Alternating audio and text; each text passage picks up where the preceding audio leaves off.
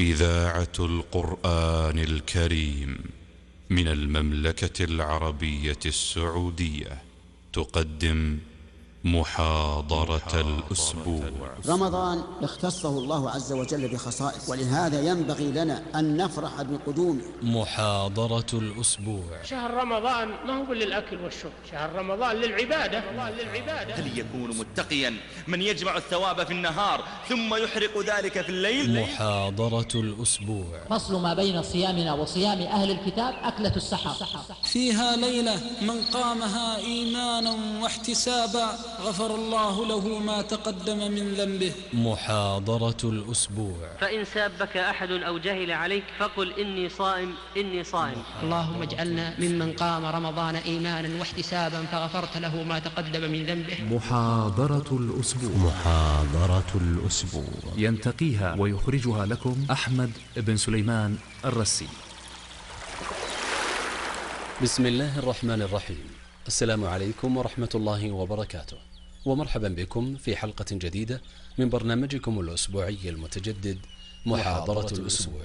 يسرنا في هذه الحلقة أن نقدم لكم محاضرة بعنوان 5 وقفات مع شهر رمضان، ألقاها فضيلة الشيخ الدكتور خالد بن عثمان السبت، إمام مسجد الدعوة بالدمام وأستاذ التفسير وعلومه بجامعة الدمام، والتي أقيمت في مسجد الدعوة ضمن سلسلة المحاضرات التي نظمها مركز الدعوة والإرشاد بمدينة الدمام.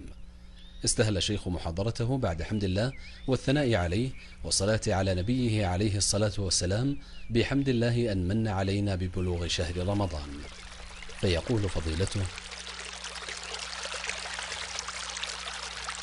فنحمد الله تبارك وتعالى الذي بلغنا وإياكم شهر الصيام،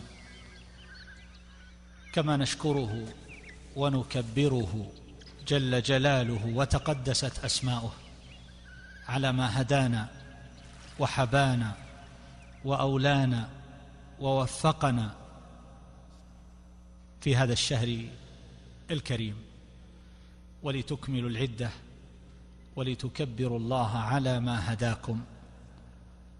هدى هداية الإرشاد والتعليم في هذا الشهر الكريم لأحكام الصيام وما يتصل بذلك، وهدى هداية التوفيق لمن شاء من عباده فوفقهم للاستجابة وللصيام وللقيام ولتحقيق ما أمر الله تبارك وتعالى به وشرعه في هذا الشهر الكريم. أيها الأحبة، حديثنا في هذه الليلة عن 5 وقفات ينبغي أن تكون ذكرى لنا جميعا في بداية شهرنا هذا. وهذا الحديث أيها الأحبة إنما هو تذكرة لي ولإخواني، أسأل الله تبارك وتعالى أن ينفع بها وأن يعيننا وإياكم على ذكره وشكره وحسن عبادته. أيها الأحبة، أول هذه الوقفات 5 تذكير بأن في هذا الشهر الكريم 3 فرص للمغفرة ينبغي أن يستحضرها المؤمن وهو يستقبل هذا الشهر. من قام رمضان إيمانا واحتسابا غفر له ما تقدم من ذنبه. من صام رمضان إيمانا واحتسابا غفر له ما تقدم من ذنبه. من قام ليلة القدر إيمانا واحتسابا غفر له ما تقدم من ذنبه. فهذه 3 فرص لا يصح بحال من الأحوال أن يفوت المؤمن هذه الفرص، فإنه إن فاته واحدة أدرك الثانية، فإن فاتته الثانية أدرك الثالثة، ومن ضيع 3 فهو مضيع بحق. ولهذا لما قال جبريل عليه السلام: رغم أنف امرئ أدرك رمضان فلم يغفر له، قل آمين. فقال النبي صلى الله عليه وسلم: آمين. 3 فرص كيف تضيع؟ ولذلك أقول أيها الأحبة، ينبغي على المؤمن أن يضع ذلك هدفا، أن يسعى لتحصيل هذه المغفرة من أجل أن يسعد وينعم ويفوز. فإن المؤمنين يفرحون في نهاية هذا الشهر، ويكون اليوم الذي يعقبه يكون يوم عيد. وهذا الفرح وذلك العيد إنما هو بطاعة الله تبارك وتعالى. إنه فرح على التوفيق والهداية، وهذا الإفضال من الله جل جلاله وتقدست أسماؤه. فيظهر الناس البهجة ويلبسون أحسن الثياب إظهارا لهذا السرور والغبطة على ما وفق الرب جل جلاله وهدى. وليس العيد للتفريط، وليس العيد للتضييع، وإنما هو فرح بطاعة الله عز وجل. قل بفضل الله وبرحمته فبذلك فليفرحوا هو خير مما يجمعون. فهذه أيها الأحبة ينبغي أن نستحضرها، ومن ثم يجعل الإنسان أوقات سفره وأشغاله بحيث لا تكون مزاحمة لهذه الصلاة ولا قاطعة لها، مع أن المسافر يكتب له ما كان عليه من العمل، وهكذا المريض. ولكن إن كان عن ذلك مندوحة بحيث يستطيع الإنسان أن يلازم هذه الصلاة، صلاة الليل، قيام الليل، فإنه لا يفرط بها بحال من الأحوال، ليتحقق فيه: من قام رمضان إيمانا واحتسابا غفر له ما تقدم من ذنبه. احرص على هذا، اجعل السفر قبله أو بعده، وهكذا باقي الصوارف والشواغل. هذه الأولى. أما الثانية أيها الأحبة، فلماذا الصوم؟ لماذا نصوم؟ هل مقصود الشارع جل جلاله وتقدست أسماؤه أن يجوع الإنسان؟ أن يترك طعامه وشرابه فحسب؟ أن يغير المألوف من غير علة؟ النبي صلى الله عليه وسلم كما في الصحيحين يقول: من صام رمضان إيمانا واحتسابا غفر له ما تقدم من ذنبه. وإذا أردنا أن نعرف لماذا نصوم فلنتأمل ألفاظ هذا الحديث وما صح من رواياته. إيمانا، إيمانا بماذا؟ إيمانا أي اعتقادا بحق فرضيته، فرضية الصوم، وأن يصومه مصدقا بوعد الثواب عليه، بوعد الله تبارك وتعالى، وعد بالثواب والأجر، فهو يؤمن بأن الله فرض ذلك وأنه من شرائع الدين، فيذعن وينقاد قلبه لذلك.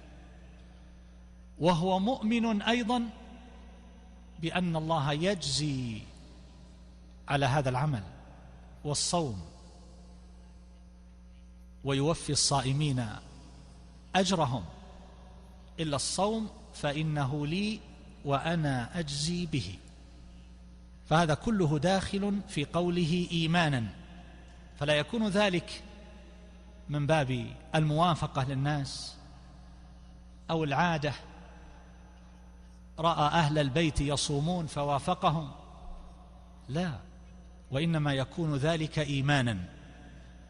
وقد قرأت في بعض المقابلات قبل سنوات مقابلات مع شباب النصارى في بعض البلاد العربية يصومون، فسئلوا عن هذا فقالوا رمضان فيه تغيير، فالمسلمون من جيراننا وأهل حينا يصومون، ثم هناك الموائد على الإفطار، وذكروا صنوفا من الأطعمة والمشروبات، فهم يتمتعون بالجلوس على تلك الموائد، فيكون ذلك بالنسبة إليهم لونا من التغيير للمألوف، وليس ذلك الصيام قد صدر من إيمان بأن الله شرعه وفرضه، أو أنهم يؤمنون بأن الله يجزي على هذا العمل إيمانا واحتسابا.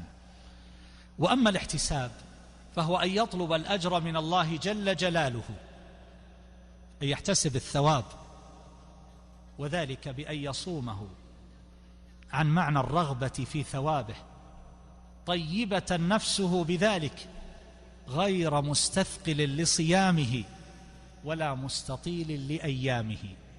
هذا حاصل عبارات أهل العلم في تفسير هذه الجملة في هذا الحديث الشريف، واحتسابا.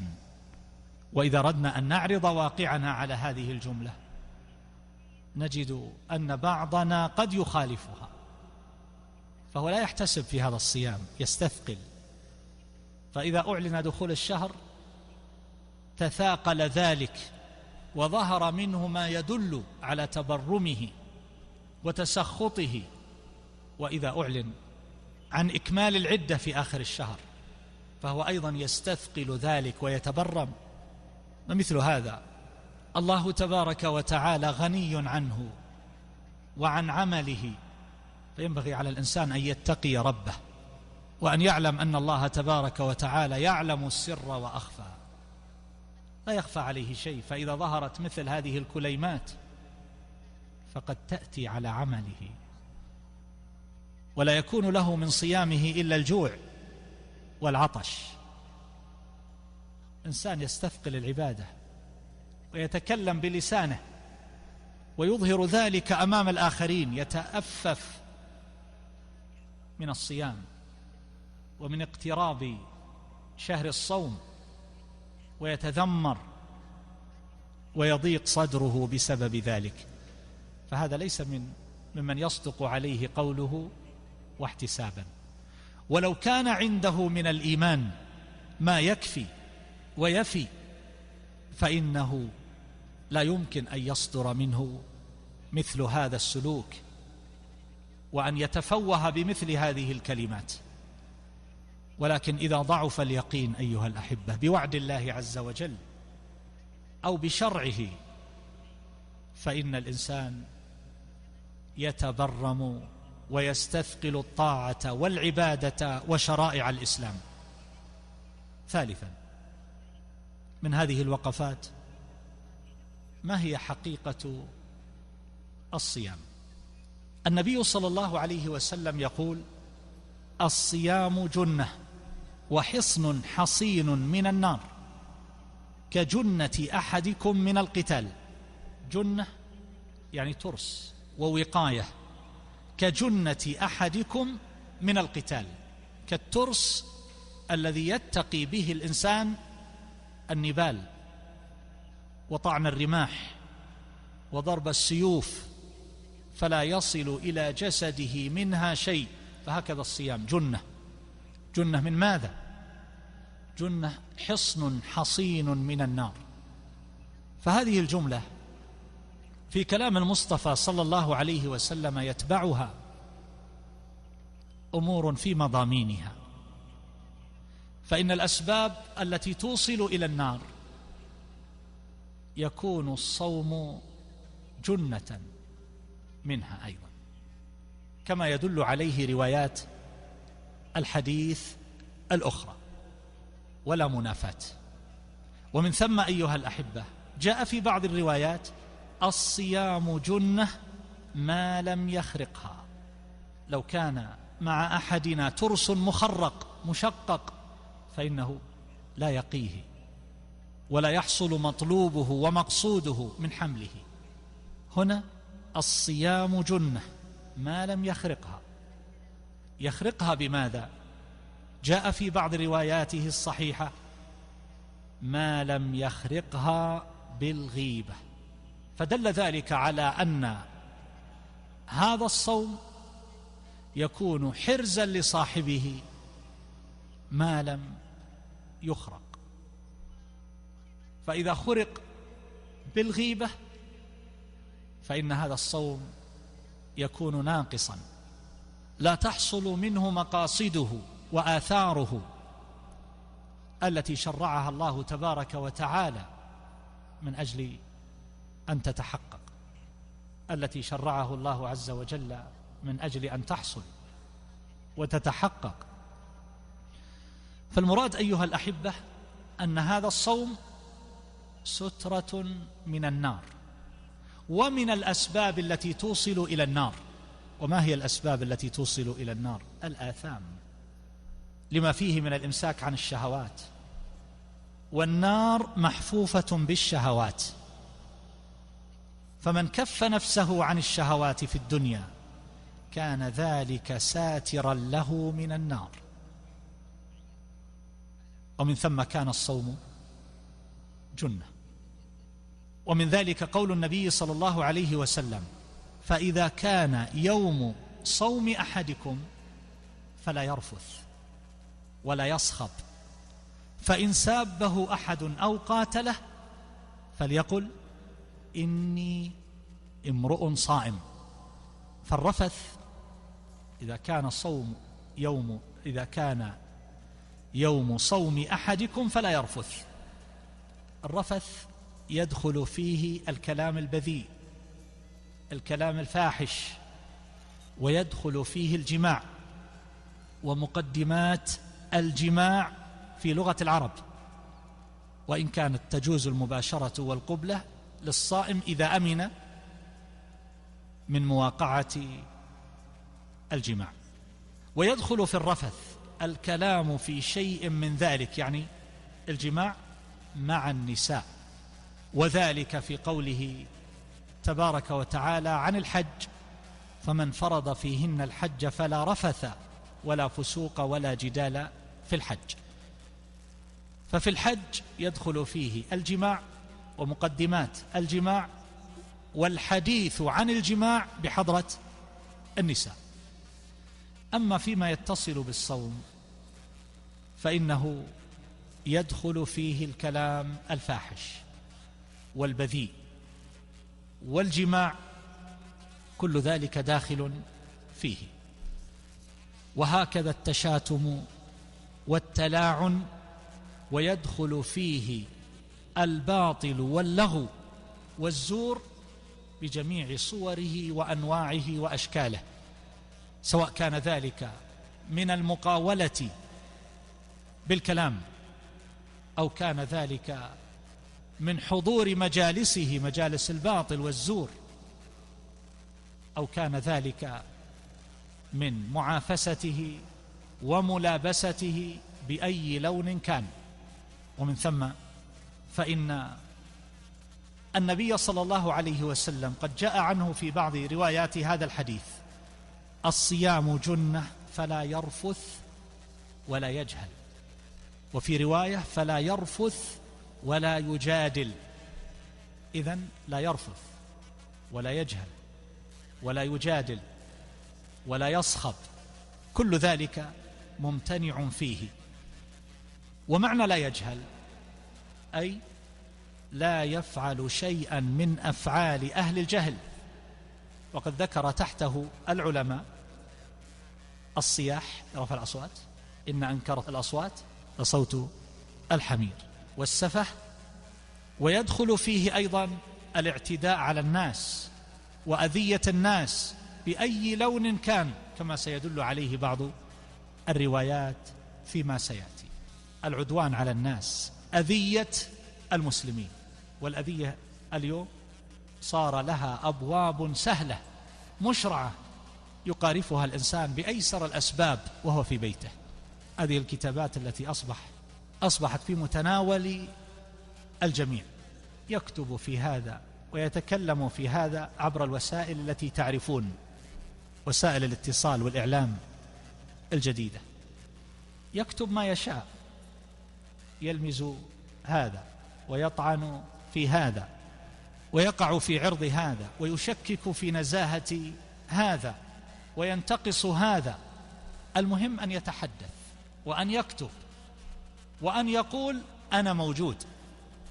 فإذا كان لا يملك من المقومات والفضائل والعلم الصحيح الذي يجعل الناس يتوجهون إلى كلامه ومقاله وكتابته، فإنه يستدعي ذلك منهم بألوان الفجور والقبيح من القول، من غير خوف من الله تبارك وتعالى ولا حياء من الناس، لا سيما إذا كان ذلك بأسماء مجهولة، ولكن الله تبارك وتعالى يعلم ذلك، ما يلفظ من قول إلا لديه رقيب عتيد.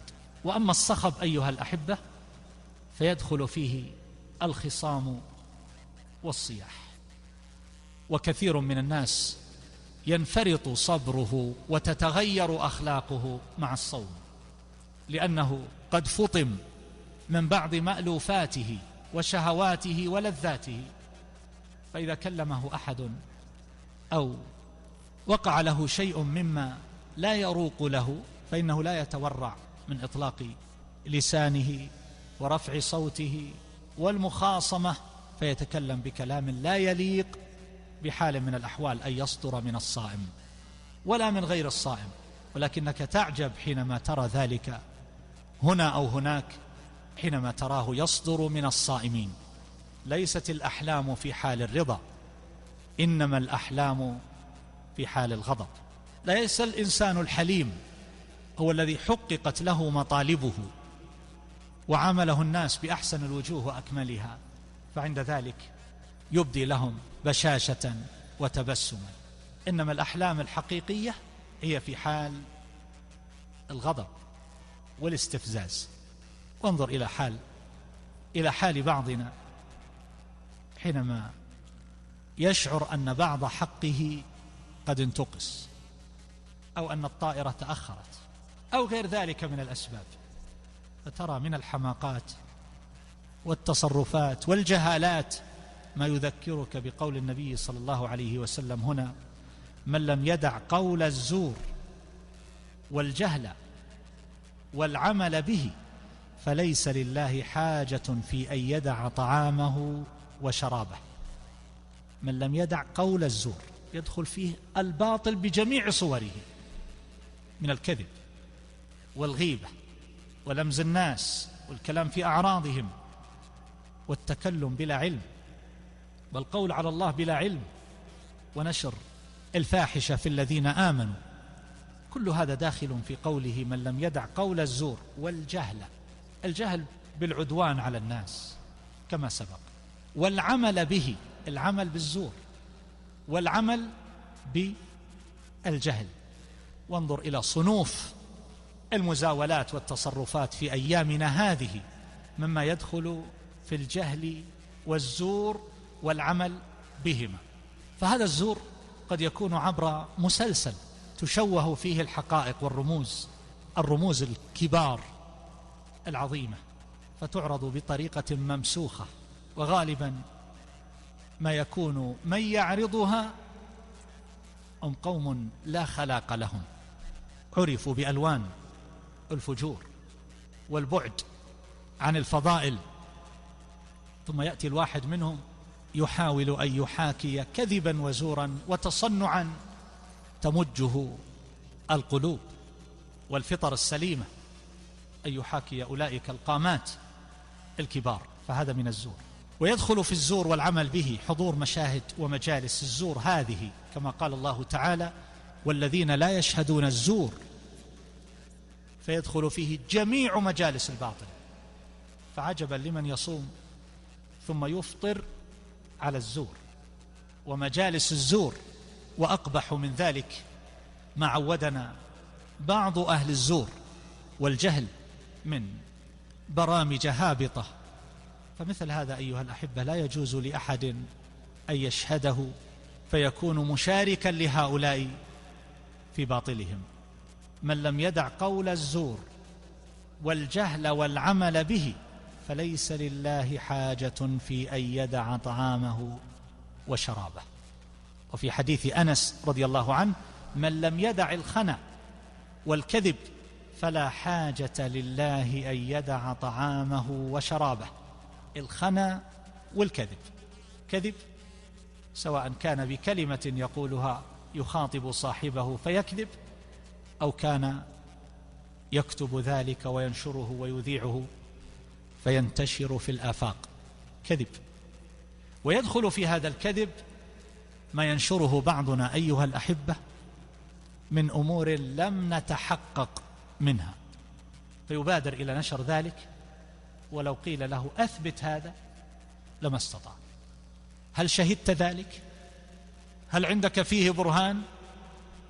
فإنه لا يستطيع أن يثبته بحال من الأحوال، إنما هي رسالة وصلت إليه فبادر إلى نشرها، وهذا كله داخل في الكذب، وهو مشارك فيه وفي إشاعته في المجتمع. من لم يدع الخنا والكذب، ويدخل في الخنا أيضا والزور، تلك المشاهد التي تهدم الفضيلة في نفس مشاهديها في مواقع الرذيلة عبر الشبكة، فهذا داخل فيه. وهكذا النساء الكاسيات العاريات في القنوات وفي غير القنوات، حيث أصبحت وسائل ذلك كثيرة كما تعرفون.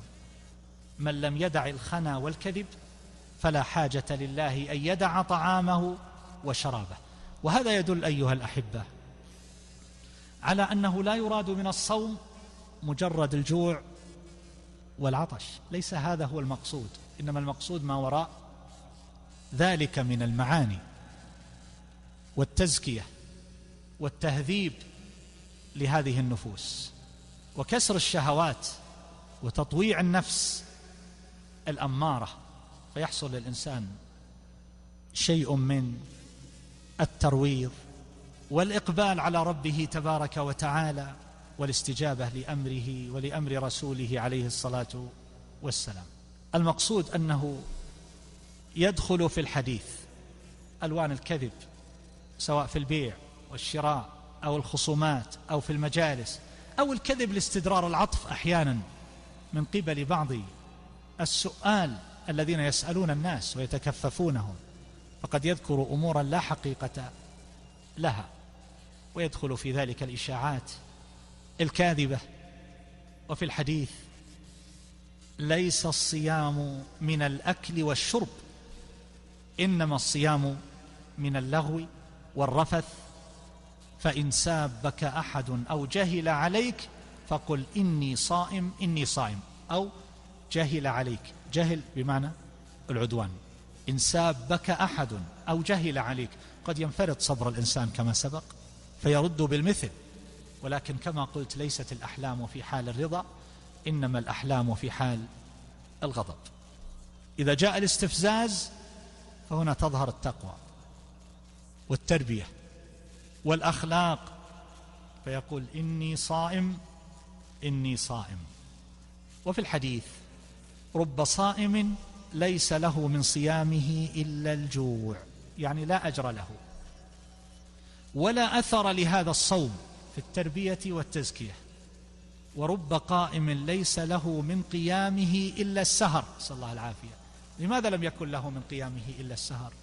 إما أنه يرائي، وإما أنه لا حضور لقلبه في صلاته كلها من أولها إلى آخرها، والإنسان ليس له من صلاته إلا ما عقل منها، ومن ثم فإن بحاجة إلى حضور القلب في هذه الصلاة. وإن من أعظم دواعي حضور القلب أن يتخفف الإنسان من الطعام والشراب، فإن التخمة وكثرة الأكل من أعظم الصوارف التي تصرفنا عن التدبر والتعقل في صلاتنا وقراءتنا وعباداتنا كلها. نحن نسمع قراءة الإمام من أولها إلى آخرها، ولكن قلوبنا قد تكون منصرفة من أول القراءة إلى آخرها، بحيث لو سئل الإنسان ماذا قرأ الإمام في هذه الصلاة فإنه لا يدري. ماذا قرأ في صلاة العشاء؟ لا يدري. لماذا؟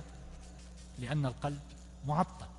المقصود أيها الأحبة أن هذه العبادة فيها امتحان لهذه النفس.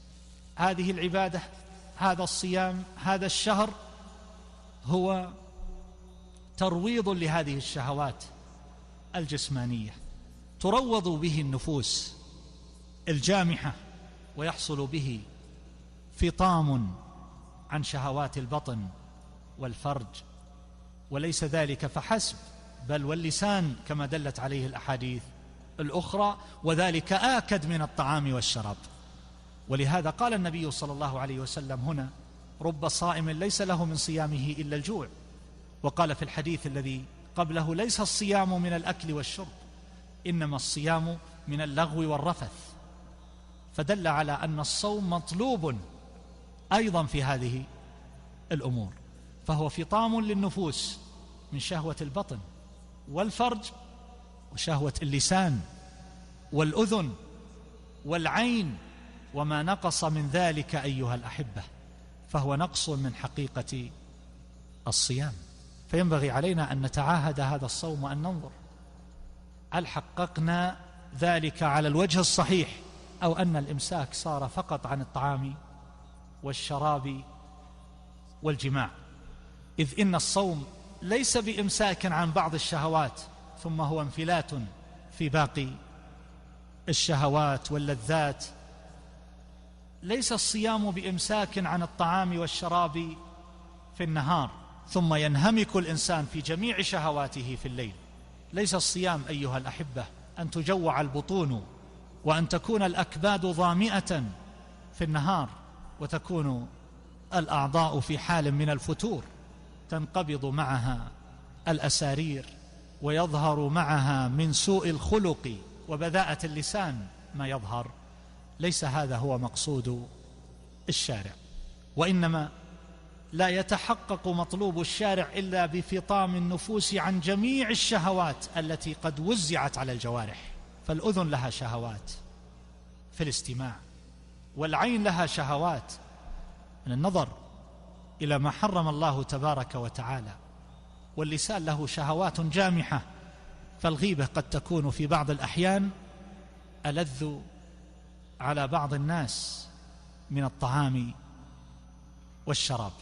وهكذا أيضا فإن شهوات اللسان قد تربو على شهوات الجوارح، فيحتاج الإنسان إلى مجاهدة كبيرة، ولا يقتصر في صبره ومجاهدته على ترك الطعام والشراب فحسب. ومن هنا يكون الصوم مدرسة في المجاهدة وترويض النفوس وتزكيتها. ولهذا أقول أيها الأحبة ينبغي أن نحدد الهدف في بداية هذا الشهر من هذا الصوم.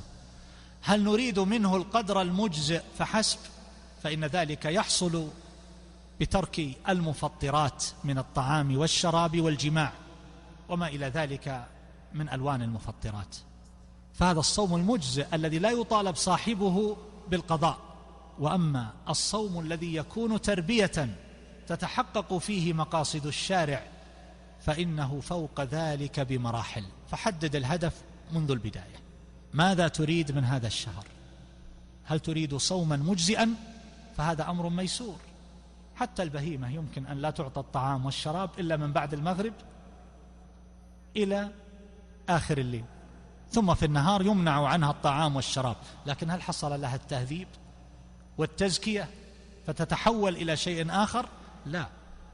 ولذلك نحتاج إلى أن نتعقل وأن نعرف ما نأتي وما نذر، فلنحدد هدفنا أيها الأحبة منذ البداية. لا زلنا في أول الشهر. هذا الصوم، هذا الشهر أيها الأحبة مدرسة عملية تربى فيها النفوس على أمور من الإيمان والتقوى والأخلاق والفضائل من السخاء والبذل والشعور بالآخرين وتربية الأمانة في نفس الإنسان ومراقبة الله عز وجل وحده دون ما سواه والإقبال على سائر الطاعات وما يصحب ذلك من الاشتغال بالقرآن وتدبره، فيجتمع للإنسان من ألوان الهدايات والأنوار ما يحصل به الزكاة والكمالات، وهذا من فضل الله عز وجل ونعمته على عباده أن يسر لهم هذا الشهر في كل عام، فالنفوس يحصل لها شيء من الشرود والغفلة مع معافسة الشهوات ومطالب الحياة بأنواعها، ثم بعد ذلك يأتي هذا الشهر ليصقلها وليعيدها إلى جادتها وطريقها الصحيح، فتستقيم على أمر الله تبارك وتعالى وتحصل لها الذكرى وتحصل لها اليقظة، ويكون الإنسان له من الفكر وحياة القلب ما يحمله على طاعة مولاه والكف عن كل ما لا يليق. ولذلك نجد في قلوبنا أيها الأحبة في هذا الشهر من الرغبة في الخير ما لا نجد في غيره، وهذا لا يستطيع أحد أن يدفعه عن نفسه. كل أهل الإيمان يجدون ذلك لكن على تفاوت. فمن البداية أيها الأحبة فلنكثر هذه المعاني ولنملأ النفوس بالإيمان ومعاني الإيمان لتحصل لنا هذه التقوى. فهذا الشهر مستشفى أيها الأحبة زماني يجد فيه كل مريض دواءه، فهذا يستشفي به من مرض البخل والشح، وهذا يستشفي به من مرض البطنة، وهذا يستشفي به من مرض الغفلة، وهذا يستشفي به من مرض قسوة القلب وصلابته وصدئه. ولهذا كان هذا الشهر أيها الأحبة متنقلا، تارة في الشتاء وتارة في الصيف وتارة في وقت الاعتدال، ليحصل الترويض لهذه النفوس بجميع هذه المواسم والفصول، فإن من النفوس ما لا يحصل له الترويض إلا بهذا، ومنها ما لا يحصل له الترويض إلا بذاك، فكان دائرا لا يتفق مع أهواء الناس وشهواتهم ومطلوبات نفوسهم، فتارة في الشتاء وتارة في الصيف وتارة في غيرهما. وهكذا أيها الأحبة هذا الصوم إذا كان على الطريقة التي شرعها الله عز وجل وأرادها فإنه يحرر نفوسنا من أسر العادات التي تأسرنا أسرا فلا يستطيع الإنسان الفكاك والخلاص منها، فهذا يعتقنا من ذلك، فيكون العبد حرا لربه ومولاه، لا تؤسر نفسه ولا تنقاد ولا تكون له نوع عبودية لغير ربه وفاطره وخالقه. هذه العبودية قد تكون للبطن وقد تكون للفرج وقد تكون للسان وقد تكون للمال وقد تكون لغير ذلك. ولهذا قال الله عز وجل: فخلف من بعدهم خلف أضاعوا الصلاة واتبعوا الشهوات. ما قال وعافسوا الشهوات، إنما قال اتبعوا. فهذه الشهوات تكون معبودا لصاحبها أحيانا، يتبعها وينقاد لها ويقدمها على محاب الله جل جلاله وتقدست أسماؤه. فبهذا الصوم نتحرر من رق الشهوات وأسر العادات، فيحصل بذلك الحرية الحقيقية التي ينبغي أن يطلبها الجميع، وهي الحرية من أسر الشيطان وأسر الشهوات بجميع صورها وأشكالها، فتكون العبودية لله عز وجل وحده دون ما سواه. وهكذا أيها الأحبة أمور كثيرة تجمعها التقوى لعلكم تتقون. ولهذا ينبغي علينا أن نراعي هذا في أول شهرنا، هل هذا الصوم وهذه الحال في مثل هذه الأيام تربي التقوى في نفوسنا أو لا؟ فإن كان ذلك لا يحصل ولا يتحقق في حالنا التي نحن عليها الآن فينبغي أن نراجع. وأن نعيد النظر من أجل أن نصوم صوما على الوجه الذي يرضيه عنا تبارك وتعالى. هذا معنى كبير يحتاج الإنسان أن يراجعه وأن يتأمله وأن ينظر فيه مع نفسه في خاصته. والله تبارك وتعالى يقول: بل الإنسان على نفسه بصيرة. الإنسان أعلم بحاله وواقعه وخلجات نفسه وأعماله ومزاولاته.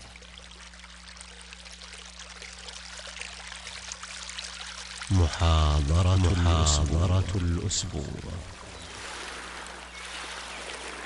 أحبتنا الكرام، لازلنا نستمع إلى محاضرة لفضيلة الشيخ الدكتور خالد بن عثمان السبت، إمام مسجد الدعوة بالدمام وأستاذ التفسير وعلومه بجامعة الدمام، بعنوان 5 وقفات مع شهر رمضان، حيث عرض الشيخ في وقفته الأولى أن في هذا الشهر المبارك 3 فرص للمغفرة لا بد من استغلالها. وفي الوقفة الثانية بين لماذا نصوم وما هو مقصود الشارع من فرض الصوم. أما الوقفة الثالثة فعرض فيها حقيقة الصيام، وهل لنا هدف نسعى لتحقيقه في هذا الشهر. وبعد أحبتنا الكرام يواصل الشيخ خالد السبت محاضرته بوقفته الرابعة، يبين فيها حالنا وواقعنا في رمضان، فيقول فضيلته: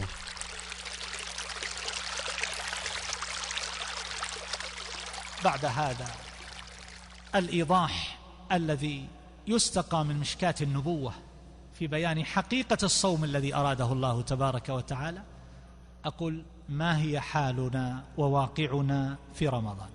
للأسف رمضان موسم كبير، ولكن موسم لماذا؟ إذا نظرنا بنظرة عابرة، لو جاء أحد من مجتمع آخر ونظر إلى واقع المسلمين في رمضان، شهر رمضان الذي أنزل فيه القرآن، هذا شهر الصيام والقيام والقرآن فقط، والإحسان والبذل والجود وأنواع المعروف والبر والتقوى، هذا شهر التقوى. ما هو واقعنا في رمضان؟ هو موسم تزدهر فيه وتزدان الأسواق بجميع أنواعها، حتى قطع غيار السيارات، موسم في كل شيء تكثر الأطعمة والدعايات للأطعمة والعروض والتخفيضات المزعومة في الطعام والشراب والأثاث واللباس والآنية وغير ذلك. فهل هذا هو المقصود؟ وما علاقة هذا بالصوم؟ وإني لأعجب أيها الأحبة حينما أرى في لوحة كبيرة دعائية في أرجاء البلاد من طولها وعرضها صورة مائدة، وتربط هذه المائدة برمضان. ما علاقة رمضان بالدعاية للموائد والأطعمة؟ هذا شهر الصوم، مقتضى ما شرع له الصوم أن تكون الأسواق في حال من الضمور والكساد، فيقل مرتادوها لأنهم يتقللون من الطعام والشراب ويشتغلون بالصيام والقيام وقراءة القرآن، فليس لديهم أوقات يذهبون بها إلى الأسواق. فلا يصح أن تنعكس القضية أيها الأحبة ويتحول رمضان إلى موسم للتسوق وتكديس الأطعمة، وكأن البيوت خالية من الطعام والشراب، عكس مقصود الشارع تماما، تجويع البطون من أجل أن تشبع الجوارح فلا تمتد إلى الحرام. تعكس القضية ويتحول إلى شهر الموائد، إلى شهر التخمة. هذا لا يمكن أن يتحقق معه مقصود الشارع. وأما البرامج الرمضانية والقنوات التي تصادر معاني التقوى والفضيلة والإيمان في نفوس المجتمع، في نفوس الناس، في نفوس المؤمنين، فيستعدون قبل رمضان بمدة طويلة وينفقون الأموال الطائلة من أجل إشغال الناس وصرف الناس عما قصده الشارع وأراده لهم. ولكن الموفق أيها الأحبة من عرف حقيقة الصوم وأقبل على القرآن وما ينفعه ويرفعه عند الله تبارك وتعالى. لو نظرنا إلى حالنا أيها الأحبة في هذا الشهر الكريم، فإن بعضنا قد لا يزداد في هذا الشهر من العبادة والطاعة، فلا ترى من بعضنا مزيدا من الإقبال على المساجد والتبكير إلى الصلوات مثلا، أو قراءة القرآن، ولربما ازداد النوم في هذا الشهر الكريم، وازداد السهر على أمور لا طائل تحتها في لياليه، وازدادت الغفلة واللهو بجميع صنوفها وأشكالها. هذه حال الكثيرين منا في رمضان. وقارن هذا مع حال السلف رضي الله تعالى عنهم. كان عثمان بن عفان رضي الله عنه يختم القرآن كل يوم مرة، كل يوم مرة. وكان بعض السلف يختم في قيام رمضان في كل 3 في الصلاة، وبعضهم في كل 7، وبعضهم في كل 10 في الصلاة. فكانوا يقرؤون في خارج الصلاة أكثر من ذلك. فهذا الشافعي رحمه الله كان له في رمضان 60 ختمة يقرأها في غير الصلاة. وكان الأسود النخعي يقرأ القرآن في كل ليلتين في رمضان. وكان قتادة يختم في كل 7 دائما، وفي رمضان في كل 3، وفي العشر الأواخر في كل ليلة.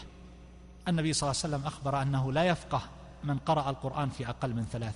ليس الكلام هنا أن الدعوة موجهة إلى قراءة القرآن في كل ليلة أو في كل ليلتين، إنما كان هؤلاء السلف رضي الله عنهم يرون أن قول النبي صلى الله عليه وسلم ليس على سبيل المنع الأكيد والتحريم، فكانوا يشمرون في رمضان ليكثروا، فيرون أنها حالة استثنائية، موسم للتكثر من القراءة وطلب الأجور والحسنات. كان الإمام محمد بن شهاب الزهري إذا دخل رمضان يفر من قراءة الحديث. بن شهاب الزهري أول من جمع الحديث، توفى سنة 124 للهجرة. يفر من قراءة الحديث ومجالسة أهل العلم، ويقبل على تلاوة القرآن من المصحف، يترك قراءة الحديث في رمضان، ومجالسة أهل العلم، ويقبل على القرآن. نحن نقبل على ماذا؟ أحيانا يتردد الإنسان حينما يقول اقرأ، اجعل لك وردا من القرآن واقرأ في التفسير من أجل أن تتعقل المعاني، فيقع في نفس الإنسان أحيانا بعض الحرج، يقول هذا التفسير يكون شاغلا لهم عن قراءة القرآن، فهلا كان قبل رمضان؟ لكن إذا نظرنا إلى واقعنا، كم نقرأ القرآن؟ اليوم والليلة أيها الأحبة تبلغ 24 ساعة، فكم يقرأ الإنسان؟ هؤلاء الذين يسألون دائما هل أراجع الحفظ أو أحفظ أو أقرأ أو أتدبر أو أسرع، نقول لهم وردك من القرآن كم يبلغ؟ 3 ساعات، 4 ساعات، ساعة، 5 ساعات، فأين يذهب الباقي؟ أين 20 ساعة؟ الحديث الآن والإشكال والمفاضلة، هل أتدبر أو أسرع في القراءة؟ هل أراجع الحفظ أو أحفظ الجديد أو أتلو؟ طيب فالباقي أين يذهب؟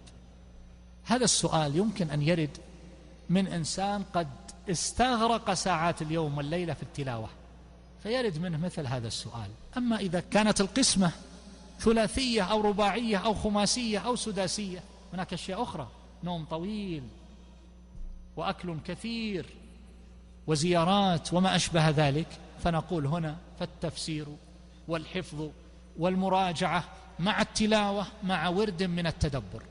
يمكن أن تقرأ قراءة مترسلة ختمة في الشهر للتدبر، ويمكن أن تقرأ في كل 3 أيام ختمة تلاوة بأوقات وساعات طويلة في اليوم والليلة. وكما حدثناكم من قبل أن بعض أهل العلم كانت له ختمة في كل جمعة، وختمة في كل شهر، وختمة في كل سنة. يقول ولي ختمة منذ 35 سنة ما فرغت منها بعد. فهذه ألوان من التدبر، فيمكن أن نقرأ ختمة بعد ختمة، ويكون لنا ختمة واحدة للتدبر في سائر الشهر.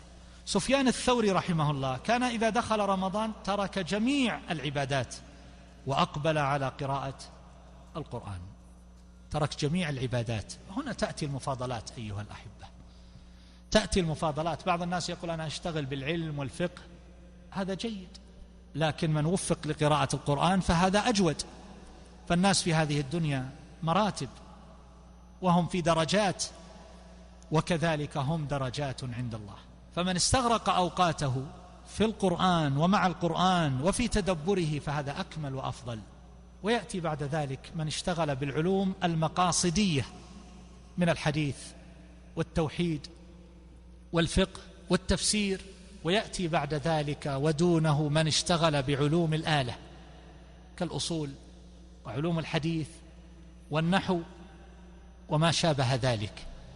ويأتي بعد ذلك من اشتغل بعلوم نافعة أخرى، وقل مثل ذلك في من يكتب أو يتصفح في الإنترنت ويقرأ في الواردات والشاردات والمنتديات وما إلى ذلك، هذا دون أولئك، ولكنه خير ممن يتصفح المواقع الإباحية أو مواقع الإلحاد والزندقة والتشكيك. والذي يشتغل بالأمور المباحة خير من ذلك الذي ذهب يتجول في الأسواق ويتتبع عورات المسلمين. فكما أن الجنة على مراتب والنار على دركات، فكذلك أعمال الناس في هذه الحياة الدنيا، فينبغي على العبد أن ينظر في درجته ومرتبته، فإن الجزاء من جنس العمل. في هذا الشهر أيها الأحبة وقت طويل وفسحة للعبادة والتشمير، فيه 720 ساعة، والساعة يمكن أن يقرأ بها 3 أجزاء من القرآن قراءة معتدلة، فذلك يكافئ 2160 جزءا من القرآن، والقرآن كما هو معلوم 30 جزءا، فذلك 72 ختمة، يعني ما يسعه ساعات وأيام هذا الشهر بكاملها. فلو قرأ الإنسان في نصف ساعات اليوم فيكون له بذلك 36 ختمة. لو قرأ فقط في ثلث ساعات اليوم في 8 ساعات فيكون له 24 ختمة. لو قرأ في ربع ساعات اليوم فإنه يكون له بذلك 18 ختمة. فحدد من البداية ماذا تريد أن تكون آخر الشهر، ولا تترك الأمور هكذا مبهمة فتكون النتائج غير مرضية في النهاية. حدد ماذا تريد، هذه أرقام حسابية، اجعل لك حدا لا تنقص عنه. وهكذا أيها الأحبة في هذا الشهر في العشر الأواخر منه ليلة القدر، وبعض أهل العلم يقول إن ليلة القدر دائرة في هذا الشهر وفي لياليه من أول الشهر إلى آخره. فهذا القول وإن كان مرجوحا فقد قال به بعض الأئمة. خير من 1000 شهر، خير من 1000 شهر، والشهر 30 يوما، فذلك يبلغ 30,000 يوم. فإذا قسمناها على أيام السنة 354 يوما في السنة، فإن ذلك يعني أن ليلة القدر تكافئ وتعادل 84 سنة وزيادة. ليلة واحدة عن 84 سنة وزيادة. فلو صام الإنسان 50 رمضانا في العمر فهذا يعني أيها الأحبة إذا أدرك ليلة القدر يعني 4237 سنة وكسورا. 4237 سنة، هذا من أدرك 50 رمضانا. وقد قال بعض أهل العلم لما كانت أعمار هذه الأمة قصيرة عوضها الله عز وجل بليلة القدر.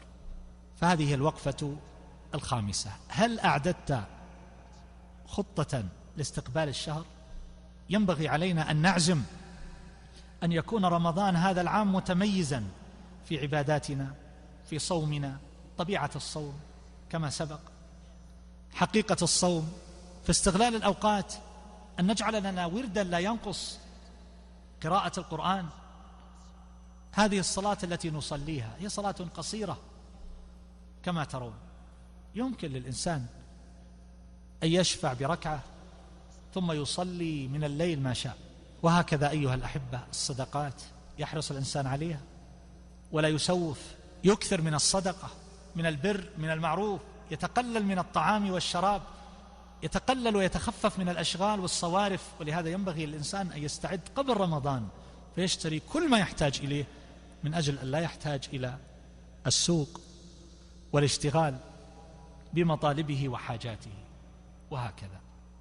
فأسأل الله تبارك وتعالى أن يتقبل منا ومنكم الصيام والقيام، وأن ينصر دينه ويعز كلمته.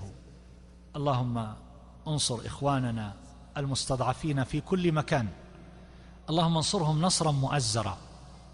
اللهم اشف مرضاهم وداوي جرحاهم وفك أسراهم وارحم موتاهم. والله أعلم، وصلى الله على نبينا محمد وآله وصحبه أجمعين.